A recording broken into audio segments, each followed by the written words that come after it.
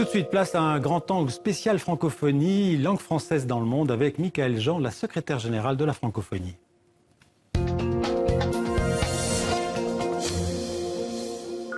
Bonjour Michaëlle Jean. Bonjour, bonsoir. Vous êtes chez vous dans le 64, Le Monde en français. Vous êtes la secrétaire générale de l'Organisation internationale des pays francophones. On l'appelle l'OIF, c'est une organisation qui regroupe 84 pays, 58 États ou gouvernements, membres à part entière, et 26 pays observateurs. Alors on est en plein dans la semaine de la langue française et de la francophonie jusqu'à dimanche. Comment se porte la langue française dans le monde, Michaëlle Jean? Moi, je dirais qu'elle se porte bien, dès lors aussi qu'on la porte franchement et profondément dans notre corps, Ouais. je dirais dans notre cœur, dans nos esprits.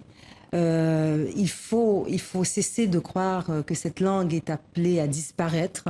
Souvent, j'entends des gens totalement cyniques à cet égard.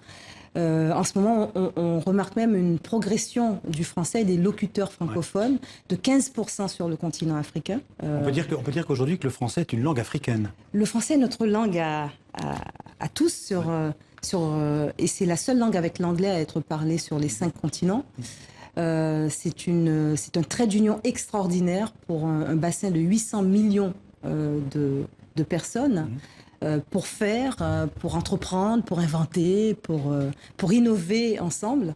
Et pour lutter également, pour lutter contre des problématiques graves qui ont à voir avec le réchauffement climatique, avec la menace terroriste, avec la nécessité aussi de penser éducation, mais sur des barèmes de qualité, de vaincre le chômage des jeunes, de soutenir l'entrepreneuriat des jeunes et des femmes. C'est tout ça. Alors nous sommes animés dans la francophonie par tout ça tous les jours. Vous dites que le français se porte bien en Afrique, mais est-ce que malgré tout, les jeunes Africains n'ont pas tendance à un petit peu abandonner le français au profit de l'anglais, parce que finalement on apprend la langue, comme on dit, la langue qui vous nourrit? Il n'y a pas vraiment d'abandon. Moi, ce que je trouve, et c'est assez réjouissant, au moment où je vous parle, je rentre de la Côte d'Ivoire, j'étais au Niger, j'étais au Burkina Faso, j'étais à Djibouti, et je vois par exemple tous ces jeunes que nous soutenons avec ces incubateurs et ces accélérateurs de très petites et moyennes entreprises dans plusieurs filières que nous soutenons, des entreprises de jeunes et de femmes, qui en français et aussi en partenariat avec d'autres jeunes sur tout l'espace francophone, donc des jeunes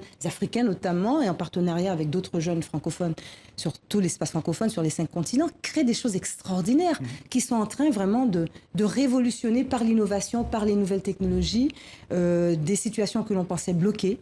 Je pourrais vous donner quantité d'exemples de ces applications que les jeunes créent, et en alliance avec des collectivités rurales. Et il y a un dynamisme extraordinaire, et ils le vivent en français. Alors moi, je n'ai rien contre qu'en même temps, de ces jeunes apprennent aussi l'anglais. Ouais. Sur le continent africain, vous avez des pays anglophones et des pays francophones qui ont envie de se rejoindre et qui font des choses ensemble. Et de chaque côté, vous savez, je viens de voir un ministre du Nigeria, il parle très bien le français. Pays anglophone, il parle très bien français. Le Nigeria est un bassin aussi de francophones et qui parfois dépasse la population de certains pays d'Afrique francophone. Un pays très important, c'est le pays le plus peuplé d'Afrique, voilà, près de 190 millions d'habitants. Exactement. Vous êtes la secrétaire générale de la francophonie depuis près de 2 ans et demi. Vous avez déjà un petit peu évoqué vos priorités, mais j'avais envie de vous demander quelles sont les 2 ou 3 priorités que vous avez impulsées depuis que vous êtes secrétaire générale en 2014. Ce qui m'importe énormément, c'est d'une part qu'on agisse, je le disais tout à l'heure, sur cette calamité qu'est le chômage des jeunes. Je trouve aussi très grave de voir une pauvreté, mais la féminisation de la pauvreté. Pourquoi ? Parce que, alors que c'est tout le contraire qu'il faudrait faire, vous avez des institutions bancaires qui considèrent qu'investir dans des initiatives économiques qui sont portées par des jeunes et par des femmes, des très petites et moyennes entreprises, et des plus grandes également, et industries, que c'est à haut risque. Alors que ce qu'il faut leur faire comprendre, que c'est le contraire. Ils créent du risque et ils viennent finalement créer de l'instabilité du fait de ne pas investir dans ces forces vives que représentent les jeunes et les femmes. Et ça, tout nous donne raison là-dessus. Donc ça, c'est un vrai combat pour nous. C'est pourquoi la stratégie économique que nous portons à la francophonie, nous l'avons aussi beaucoup focalisée sur cette problématique. Et elle est grave parce que quand vous voyez le drame, la tragédie de ces migrants qui, parce que poussés par un sentiment de désenchantement, d'impasse, d'avenir bouché, prennent tous les risques et tombent dans les filets de prédateurs sans foi ni loi et d'organisations criminelles, c'est vous dire à quel point il faut agir là-dessus, parce que on ne peut pas rester indifférent face à ce drame. Et il faut un plan mondial à cet égard. On voit que les ambitions de la francophonie ont évolué. C'est vrai qu'au début, la francophonie, c'était la langue française, c'était la défense de la culture. Ça reste évidemment une part très importante. Oui. La francophonie, c'est la langue française, oui. C'est aussi la diversité culturelle. Oui, bien sûr, parce qu'au fait, je le redis, étant 84 États et gouvernements sur les 5 continents, ce que produit cette stratégie économique, c'est qu'elle est en train de remotiver certains pays qui s'étaient éloignés, qui étaient de l'espace francophone, qui étaient de la francophonie, mais qui s'en étaient un peu éloignés, trouvant qu'il manquait, je veux dire, presque de pertinence à cette langue française. Avec la stratégie économique, un pays comme le Vietnam, et des pays comme le Vietnam, le Cambodge, le Laos, sont en train de nous demander, parce qu'ils voient que c'est un espace d'infinies possibilités. Oui, parce qu'il n'y a pas 84 pays où on parle français dans le monde. Simplement, ça les attire. Ça les attire. Et qu'est-ce qu'ils se disent? C'est que la langue française est aussi une langue de négociation. Ouais. Donc, ils nous demandent en ce moment d'intensifier la formation de l'administration publique, donc vietnamienne, cambodgienne, laotienne, en français. La Corée du Sud, qui vient d'entrer dans la francophonie, nous demande aussi, et également de leurs diplomates. Donc, il y a un regain, je dirais, d'attractivité. C'est pourquoi nous voyons tant de pays joindre l'espace francophone, parce que oui, c'est un espace de possibilités immenses et qui attire. Et c'est aussi un espace de défense de la démocratie. Oui. Il y a beaucoup de problèmes de démocratie dans les pays de la francophonie, mais vous luttez contre ça, vous essayez d'améliorer les choses. Exactement. En contrôlant les élections, les alternances politiques. Oui, au fait, nous sommes une organisation très politique également. C'est-à-dire que ce travail pour la marche de la démocratie, le renforcement des institutions garantes de l'état de droit, en est un aussi dans lequel nous investissons beaucoup de nos ressources, à la fois financières et humaines. Par exemple, j'arrive à un moment où c'est un record. On n'aura jamais connu autant de pays engageant des élections en même temps depuis 2015 et aujourd'hui. Et nous accompagnons ce processus. C'est-à-dire que nous apportons à la fois un support et un accompagnement politique, mais aussi technique. Une élection, elle est primordiale pour un pays. C'est comme ça que l'on inspire confiance, c'est comme ça que l'on peut amener vers soi des investisseurs, quand on le fait dans les règles de l'art. Et il faut que cela se passe dans un climat apaisé, avec aussi un outil qui assure la fiabilité, la crédibilité du processus. Et sur ce travail, nous investissons beaucoup. Alors, Michaël Jean, il n'y a pas de démocratie, évidemment, sans respect des droits de l'homme. Voilà. On va en parler tout de suite. Je vous propose d'abord l'exemple du Burundi. Le 64 avait reçu la semaine dernière le photographe burundais Teddy Mazina. Il a dû quitter son pays après la réélection contestée du président Nkurunziza au Burundi. Je propose un extrait de ce qu'il nous disait sur la situation des droits de l'homme au Burundi. Très bien. On sait où sont les fosses communes, on a le nombre de morts, le nombre de gens tués, on a au moins 2000 cas répertoriés, documentés sur les morts au Burundi.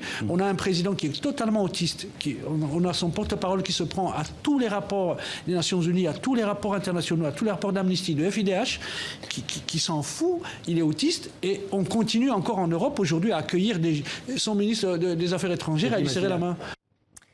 La situation des droits de l'homme au Burundi, par exemple, c'est un vrai problème, ça vous préoccupe? C'est un vrai problème et nous avons été, sinon la première, mais parmi les premières organisations internationales à placer le Burundi sous observation en raison de ce que ce jeune homme aussi rapporte avec beaucoup de courage. C'est-à-dire qu'il a dû quitter son pays, d'ailleurs. Il a dû quitter son pays comme des centaines de milliers d'autres.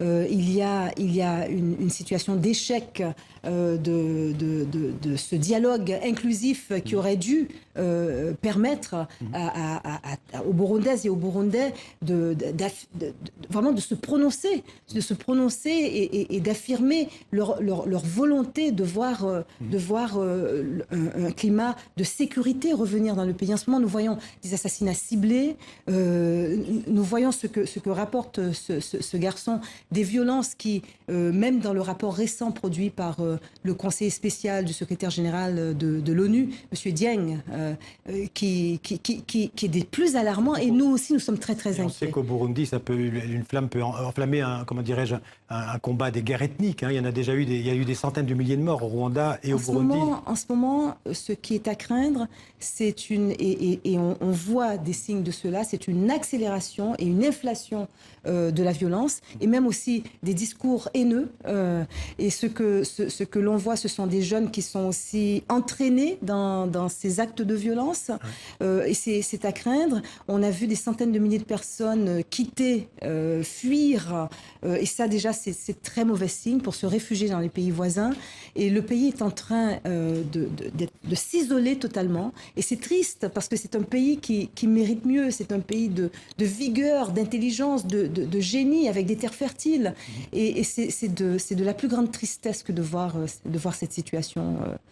Michaël Jean, vous allez rester avec nous. On va accueillir dans quelques instants Jean-Baptiste Urbain pour notre rendez-vous quotidien consacré à l'actualité culturelle. On va en parler avec vous. On va parler cinéma, d'abord cinéma francophone, avec d'abord ce film entre fiction et documentaire qui va nous emmener dans une cité de la banlieue parisienne. Je vous propose de regarder avec nous. Très bien.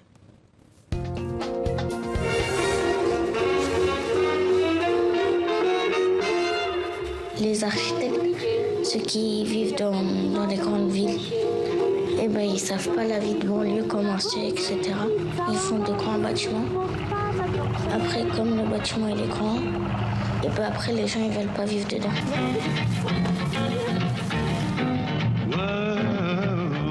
Tous mes rêves ils tournent autour de la mode. Tout le monde s'habille en jogging basket. Ils ont le style clonage. J'aimerais être Obama. Il a un charisme fou, il sait marcher, il dégage quelque chose. François Hollande, quand il marche, pas trop ça. Bonjour Jean-Baptiste, vous êtes avec nous, donc Michaël Jean. Bonjour Michaël Jean. Alors c'est l'un de vos coups de cœur cinéma, Jean-Baptiste, de ces derniers mois. Donc Swagger, c'est le nom du titre de ce film. Un film d'Olivier Babinet qui avait été nommé au César dans la catégorie documentaire, qui est désormais disponible partout dans le monde, en DVD ou en VOD. En VOD, en vidéo, à la demande. Alors d'ailleurs, est-ce vraiment un documentaire? En fait, Olivier Babinet, le réalisateur, au départ, a été dans cette banlieue, dans un collège d'Aulnay-sous-Bois, pour voir ses collégiens et pour leur apprendre à filmer. Et puis, il a été tellement intéressé par eux qu'il était curieux de savoir ce qu'ils avaient à dire de leur vie, de leurs rêves. Alors, ils interrogent entre deux cours, face caméra, comme on l'a vu, mais vous le soulignez en regardant cet extrait, Michaël Jean, avec les moyens du cinéma, avec la belle image, avec ces moyens-là, et ça donne un petit bijou qui a d'ailleurs fait un peu le tour de tous les festivals de films français et francophones dans le monde. Il est disponible partout. Ne le ratez pas, voici encore quelques images. Être amoureux, je sais pas. C'est quand tu penses que tu as trouvé la personne qui te manquait.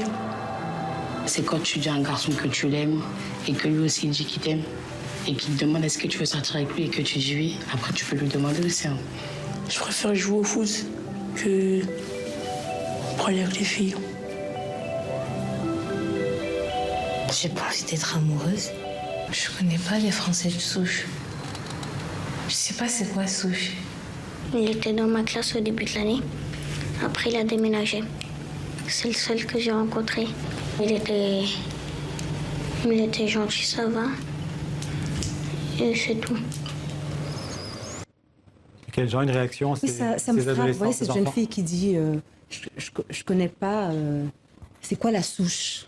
C'est un vrai sujet, ça. Ouais. Il y a une chose. Moi, je suis canadienne et d'origine haïtienne. Et quand je viens en France et que j'entends parler de diversité, mais diversité pour toujours dire l'autre. L'autre. Alors que, venant du Canada, quand on dit la diversité, c'est notre riche diversité, c'est nous tous, c'est la nation, c'est le peuple, quoi, c'est tout le monde ensemble. C'est pas celui qu'on pourrait dire qu'il est de souche par rapport à l'autre. Elle est en vous, la diversité. Elle est en nous, et puis c'est nous tous, quoi. C'est nous tous. Pour moi, la diversité, c'est autant vous que moi, que vous. Hein, c'est ce qui définit la francophonie quand on parle d'un humanisme intégral, quoi. C'est formidable, c'est toutes nos expériences, c'est tous nos lieux. Voilà.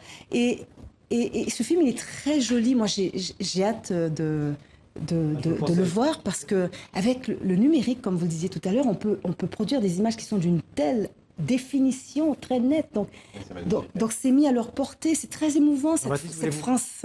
Jean-Baptiste, voulez-vous poser une question justement sur le film? Oui, le film s'appelle Swagger. Swagger, ça veut dire avoir du style, être cool. Ça fait beaucoup de mots qui viennent de l'anglais. Mais enfin, il y a des gens qui disent que c'est la semaine de la francophonie et de la langue française. Il y a des gens qui disent que la langue, elle doit évoluer, doit emprunter un peu partout. Et puis d'autres qui disent qu'il faut plutôt la protéger.